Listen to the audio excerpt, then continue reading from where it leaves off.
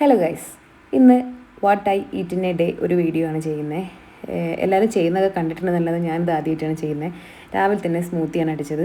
പഴവും പാലൊക്കെ ഇട്ടിട്ട് ഓട്സൊക്കെ ഇട്ടിട്ടുള്ളൊരു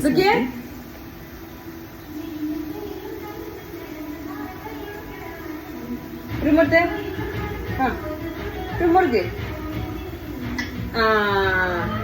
അങ്ങനെ ഞാൻ ലഞ്ച് പ്രിപ്പറേഷനിലേക്ക് പോയി. ഇന്നൊരു വെജ് ബിരിയാണിയാണ്. വെജിറ്റബിൾസ് എല്ലാം ഇട്ടിട്ട് ഗ്രീൻ പീസ്, നമ്മുടെ കോളിഫ്ലവർ, ബ്രൊക്കോളി ഇതെല്ലാം ഇട്ടിട്ടുള്ളൊരു വെജ് ബിരിയാണി അങ്ങനെ പറയാം നമുക്ക്. അങ്ങനത്തെ ഒരു ബിരിയാണിയും നല്ല തൈരിൻ്റെ സാലഡും പപ്പടവും പിക്കിളും സോയാബീൻ ഫ്രൈ ഒക്കെ കൂടിയായിട്ട് ഒരു ലീവുള്ള ഡേ അല്ല, അപ്പോൾ എന്തെങ്കിലും ഒരു സ്പെഷ്യൽ വേണമല്ലോ എന്ന് വിചാരിച്ചിട്ട് അങ്ങനെ ഉണ്ടാക്കിയാണ്. ഓക്കെ ബിരിയാണി ആയിരുന്നു. ഭയങ്കര യമ്മി ഒന്നും പറയാനില്ല. ഒന്നാമത് വെജിറ്റബിൾ ബിരിയാണിയാണ്, നമുക്ക് വലിയ വശമില്ല ചെയ്തിട്ടൊന്നും. അങ്ങനെ എല്ലാം കൂടി ഒന്ന് തട്ടിക്കുട്ടി വെച്ചു. എന്നാലും കുഴപ്പമില്ലാതെ കഴിച്ചു. ഇപ്പം ഞങ്ങൾ വെജിറ്റേറിയൻ ആയത് എന്താണെന്ന് വെച്ചാൽ ഹസ്ബൻഡ് മലയ്ക്ക് പോകുന്നുണ്ട് തവണ, അപ്പോൾ അതുകൊണ്ടാണ്.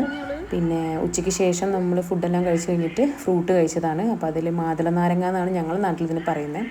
കമ്പിളി നാരങ്ങ എന്നും അങ്ങനെ പല പേരുണ്ട് ഈ സാധനത്തിന്. നെക്സ്റ്റ് ഒന്ന് വാങ്ങാൻ കിട്ടും. അപ്പം നാട്ടിൽ അത്ര ടേസ്റ്റ് ഇല്ല, എന്നാലും ഓക്കെയാണ്. അങ്ങനെ സ്ട്രേഞ്ചർ തിങ്സ് സീരീസ് ഞാൻ സ്റ്റാർട്ട് ചെയ്തിട്ടുണ്ടായിരുന്നു. ഞാനൊരു സീരീസ് ലവറാണ് ആക്ച്വലി. എനിക്ക് കണ്ടു കഴിഞ്ഞാൽ പക്ഷേ എനിക്ക് അതോടൊപ്പം തന്നെ തീരെ ക്ഷമയുണ്ടാവില്ല. 1 year 2 year ഒക്കെ ആയി കഴിഞ്ഞിട്ടാണല്ലോ സീസൺസ് അടുത്തത് അപ്ലോഡ് ആവുന്നത്. അപ്പം അതിനുള്ളൊരു ക്ഷമയും കുറവാണ് എനിക്ക്. അപ്പോൾ ആക്ച്വലി ഇത് 2 തൊട്ടിട്ട് ഞങ്ങൾ കണ്ടിന്യൂസ് കാണുമായിരുന്നു. അങ്ങനെ അതെല്ലാം കണ്ട് രാത്രിയത്തെ പ്രിപ്പറേഷനിലേക്ക് വീണ്ടും ചപ്പാത്തിയും ഗ്രീൻ പീസ് കുറുമയും ഉണ്ടാക്കാമെന്ന് വിചാരിച്ചു.